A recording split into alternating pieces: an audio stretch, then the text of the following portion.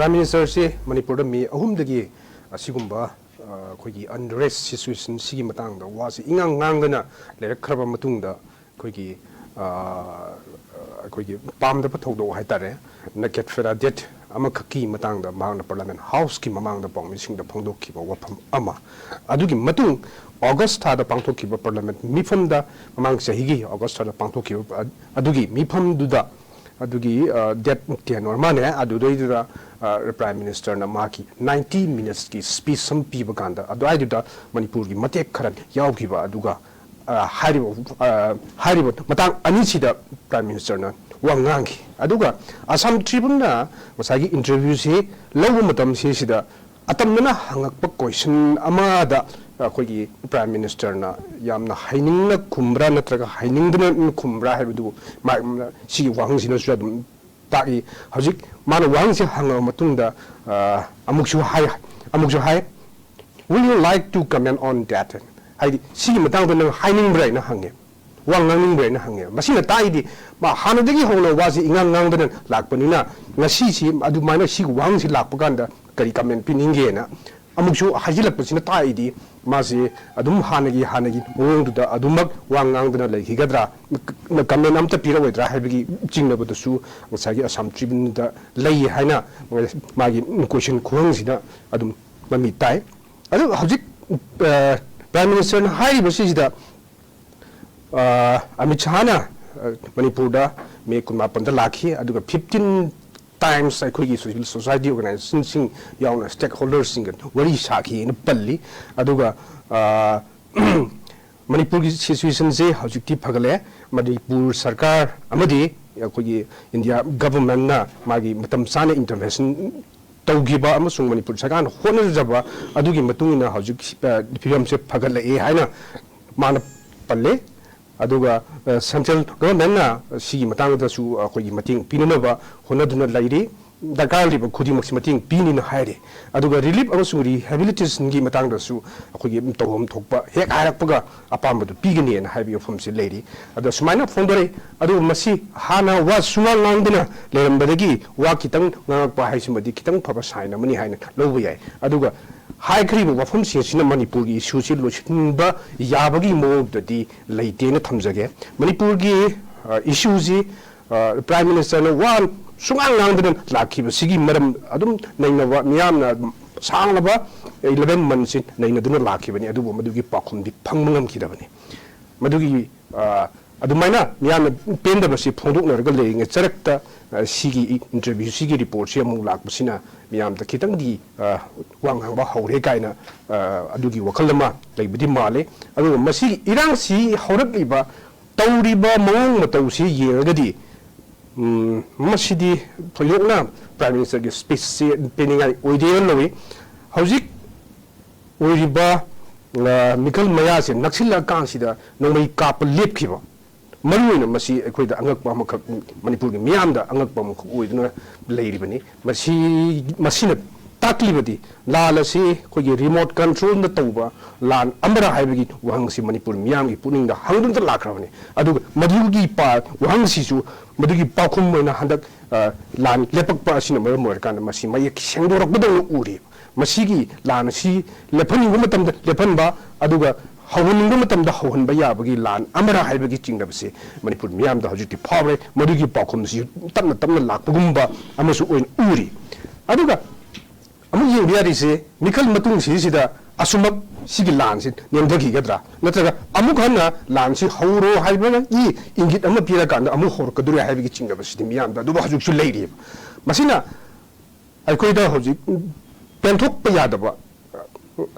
sagi wakhal se laita da amadi aikoida adumak leiri Manipur gi miyam da amasi yelagadi aikoida khare na section bagi mathau ta bom lei akoi bu ngakpi gadra na haiba khanba music duna masigi lana sigi remote control ji pairaga sana bagi sijinna bagi mo ma la magadi maduna asing bok oiragadi yamna kiningai oibe thak tumada akoi leire haiba sidi adum haiba yare na khale hojik Prime Minister na phongdok liba bofam sing sida yamna thunamak masigi lanse lotion bagi ofam simadi pan pandagum tawe aduga rehabilitation haibasidi rehabilitation sidi masana ꯇꯧꯐꯝ ꯊꯣꯛꯄꯅꯤ ꯑꯗꯨꯒ ꯃꯁꯤꯒꯤ ꯔꯤꯂꯤꯐꯅꯆꯤꯡꯕ ꯄꯦꯀꯦꯖꯅ ꯄꯤꯕ ꯈꯣꯠꯄ ꯍꯥꯏꯕꯁꯤꯃꯗꯤ ꯃꯁꯥꯅ ꯑꯗꯨꯝ ꯇꯧꯐꯝ ꯊꯣꯛꯑꯕ ꯑꯃꯈꯛꯅꯤ ꯑꯗꯨꯒ ꯃꯤꯌꯥꯝꯅ ꯄꯥꯝꯃꯤꯁꯤꯗꯤ ꯃꯤ ꯁꯤꯔꯒ ꯄꯩꯁꯥ ꯐꯪꯕꯗꯨ ꯅꯠꯇꯦ ꯃꯤ ꯍꯤꯡꯉꯒ ꯑꯩꯈꯣꯏꯒꯤ ꯅꯨꯡꯉꯥꯏ ꯌꯥꯏꯐꯅ ꯍꯤꯡꯕꯗꯨꯅꯤ ꯑꯗꯨꯒ ꯃꯁꯤꯗ ꯑꯩꯈꯣꯏꯅ ꯎꯔꯤꯕ ꯁꯤꯅꯥꯔꯤꯑꯣꯁꯤꯡꯁꯤꯗꯤ ꯌꯥꯝꯅ ꯄꯦꯟꯅꯤꯡꯉꯥꯏ ꯑꯣꯏꯗꯕ ꯑꯃꯈꯛꯅꯤꯅ ꯑꯩ ꯁꯨꯃꯥꯏꯅ ꯊꯝꯖꯒꯦ ꯍꯦꯝꯆꯟꯗ꯭ꯔꯗ ꯑꯣꯖꯥꯗ ꯑꯃꯨꯛ ꯂꯥꯛꯆꯒꯦ ꯑꯩꯈꯣꯏ ꯁꯦꯅꯤꯌꯔ ꯖꯔꯅꯦꯂꯤꯁꯇ ꯑꯃꯨꯛ ꯂꯥꯛꯆꯅꯤꯡꯕꯁꯦ ꯑꯣꯖꯥ ꯄ꯭ꯔꯥꯏꯝ ꯃꯤꯅꯤꯁꯇꯔꯅ ꯉꯔꯥꯡ ꯊꯝꯈꯤꯕ ꯋꯥꯐꯝꯁꯤꯗ ꯅꯣꯔꯠ ꯏꯁꯇꯔꯟ ꯁ꯭ꯇꯦꯠꯀꯤ ꯁ꯭ꯇꯦꯠ ꯑꯌꯥꯝꯕꯒꯤ ꯑꯣꯏꯕ ꯖꯦꯅꯔꯦꯜ ꯏꯁꯨꯁ ꯃꯌꯥꯝ ꯑꯁꯤ ꯂꯣꯏꯅ ꯇꯆ ꯇꯧꯕꯒꯤ ꯃꯃꯤ ꯇꯥꯏ ꯃꯗꯨꯒꯤ ꯃꯊꯛꯇ ꯑꯃꯨꯛ ꯅꯣꯔꯠ ꯏꯁ ꯑꯦज ꯑꯦ ꯍꯣꯜ ꯃꯁꯤꯗ ꯕꯤꯖꯦꯄꯤꯅ ꯌꯦꯡꯉꯤꯕ ꯃꯤꯠꯌꯦꯡ ꯑꯃꯁꯨꯡ ꯕꯤꯖꯦꯄꯤꯅ ꯀꯔꯤ ꯀꯔꯤ ꯊꯕꯛ ꯇꯧꯈ꯭ꯔꯦ ꯍꯥꯏꯕꯗꯨꯃꯁꯨ ꯍꯥꯏꯂꯥꯏꯠ ꯇꯧꯕꯒꯤ ꯋꯥꯐꯝꯁꯤ ꯌꯥꯝ ꯃꯌꯦꯛ ꯁꯦꯡꯅ ꯌꯥꯎꯔꯤ ꯑꯗꯨꯒ ꯑꯦꯠ ꯗ ꯁꯦꯝ ꯇꯥꯏꯝ ꯃꯁꯤꯗ ꯍꯧꯖꯤꯛ ꯏꯂꯦꯛꯁꯟ ꯅꯛꯁꯜꯂꯛꯄꯒ ꯏꯔꯣꯏꯅꯅ ꯑꯩꯈꯣꯏꯅ ꯃꯁꯤ ꯏꯟꯇꯔꯄ꯭ꯔꯤꯠ ꯇꯧꯕ ꯌꯥꯕ ꯑꯦꯡꯒꯜ ꯑꯃꯅ ꯃꯁꯤꯗ ꯍꯥꯟꯅ ꯅꯣꯔꯠ ꯏꯁꯇꯔꯟ ꯁ꯭ꯇꯦꯠꯁꯤꯡꯁꯤꯗ ꯁꯔꯀꯥꯔ ꯄꯥꯏꯔꯝꯕ ꯒꯚꯔꯟꯃꯦꯟꯠꯁꯤꯡꯗ ꯗꯥꯏꯔꯦꯛꯂꯤ ꯑꯃꯁꯨꯡ ꯏꯟꯗꯥꯏꯔꯦꯛꯂꯤ ꯑꯦꯂꯤꯒꯦꯁꯟꯁꯤꯡ ꯇꯧꯕꯒꯤ ꯋꯥꯐꯝꯁꯤꯡꯁꯨ ꯌꯥꯎꯗꯕ ꯅꯠꯇꯦ ꯃꯇꯥꯡꯁꯤꯗ ꯄ꯭ꯔꯥꯏꯝ ꯃꯤꯅꯤꯁꯇꯔꯅ ꯊꯝꯈꯤꯕ ꯃꯥꯒꯤ ꯔꯦꯇꯔꯤꯛ ꯍꯥꯏꯕ ꯇꯥꯏ ꯃꯁꯤꯗ ꯌꯥꯝꯅ ꯄꯜꯂꯤꯕ ꯋꯥꯐꯝꯁꯤ ꯃꯍꯥꯛꯅ ꯍꯦꯛ ꯄ꯭ꯔꯥꯏꯝ ꯃꯤꯅꯤꯁꯇꯔ ꯑꯣꯏꯔꯛꯄꯗꯒꯤ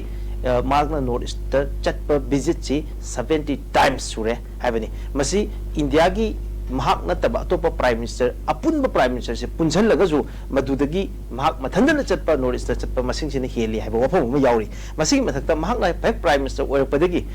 2015ꯗꯒꯤ ꯍꯧꯔꯒ ꯉꯁꯤ ꯐꯥꯎꯕꯗ ꯅꯣꯔꯠ ꯏꯁꯇ ꯃꯍꯥꯛꯀꯤ ꯃꯤꯅꯤꯁꯇꯔꯁꯤꯡꯅ 680 times ꯅꯣꯔꯠ ꯏꯁ ꯚꯤꯖꯤꯠ ꯇꯧꯈꯤ ꯍꯥꯏꯕꯅꯤ ꯑꯗꯨꯒ ꯃꯍꯥꯛꯅ ꯄꯜꯂꯤꯕ ꯁꯤ ꯂꯣꯏꯁꯤꯜꯂꯛꯄꯗ ꯃꯍꯥꯛꯅ ꯋꯥꯍꯩ ꯑꯃꯈꯛ ꯄꯜꯂꯤ आज नॉर्थ ईस्ट ना दिल्ली से दूर है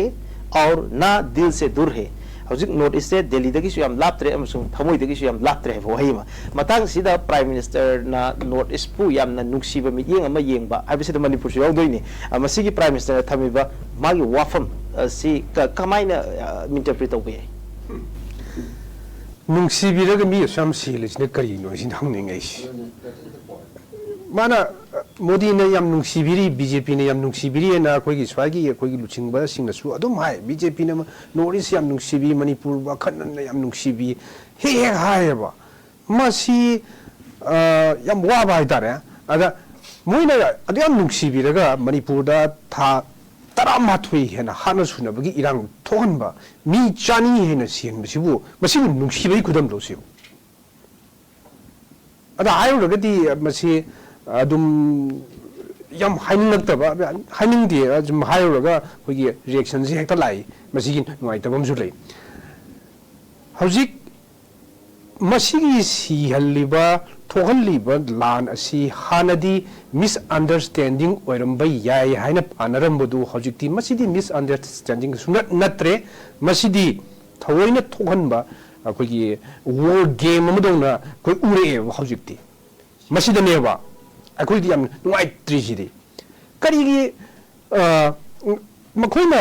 याम थुना लोसिनबा यारमबा लानसे सुलोइ लोसिनदना सुम थामे असोक यामबा मी अखोइगी सिक्युरिटी फोर्स हाजिरलगा साब तिंगनबा लाइबो चपमानेबा सि लान थुए लान लोरबा नोइ कापसिले मफम अमदा कापसिल लइदो लोयरकान सिक्युरिटी फोर्स संग फंगाक्तनेबा अदु नतना मखोइन इंटरव्यू तौबसि याव यावदेबा अदुगा एटेक से चथरा कांददा अखोइगी मिटै सिंग नम रिटालेट होनबो होनरुबो कांदना थिंगनेबा संगंदबनेबा अदि इवन अखोइगी स्टेट सिक्युरिटी फोर्स सिंग संगे हाइबो संगंद्रिनेबा अखोइ मोइगी असम राइफल्स न चिंगबा मोइगी सेंट्रल सिक्युरिटी फोर्स सिंगसिना अदना असिगुम बियम सिदी मदुसु नुसीबिबगी ओइरम ताय अखोइगी सोमदना मोइना कुकी सिंग नोंमै कापदुना दुम याहनबा अदुगा अखोइना खुद खानगे हाइबना यादबसिसु नुसीबिबसु ओइरमबसु याय अदुगा हाइरिबा मागी यस मणिपुर दा अखोइगी यूनियन मिनिस्टर सिंग मयंग गाय लामे नॉर्थ ईस्ट सु अदुम मागी विजिट टु पार कान मसिंग दो असुक सुरेन हाइबनी मणिपुर दसु अदुम लाखी माना अखोइगी सगी मणिपुर दसु बीजेपी लेंगा लाखिबा अदगी 2014 दगी नरेंद्र मोदी की लेंगा लाखि मतुंगदा चटकदवनी हाइना मागी पॉलिसी म सेमगा मणिपुर दा था खुदिंगी अखोइगी यूनियन मिनिस्टर सिंग लामी अदु लामबदु सुम येंग दामबगी मोमदा दुम लेबनिना मदुगी कानाबसी थोइना लहिदेन खल्ली हौजिक अखोइगी माना मजिद पनखिबा अवांग नुपुकी ओइना येंगिबन मियेंगदुदी मसागी पीस टॉक अदु सक तौखरे अदुमाइना सखत थरंग सु पाखली दु तौई अदा तौई ना हाइबनी भोट ममांगी वंगांग मानबा खरसु दुम यावे aduna madu adyam kanna lumna loningai di oide ne khalli aduga haibam thokpa hangnabnina wahanga hanga abnina pakhum ma pi dia dadna manipur gi du yauksilak pududa tan chadana simu hangji le kaina ma khalam basu yaiba amromda manipur ji palakpuda ma yam hainadaba adagi kaino ma tawbagi mo ma hi ui madu hangsilak pududa khumdia dadna khara manipur gi mate khara adusu line mari manga kaktani simaina moina hairaiba khumaiba space ki matang sisu adugi mate tu khakna yam nungsibi haibedumadi manipur ki miyam na masung noris ki miyam sina yaning bo wat kadaba male aduga BJP gi maru oiba thongmi sing yam toy laki haibidumadi laki aduba makhosing do kaido bo laki bano haibidumadi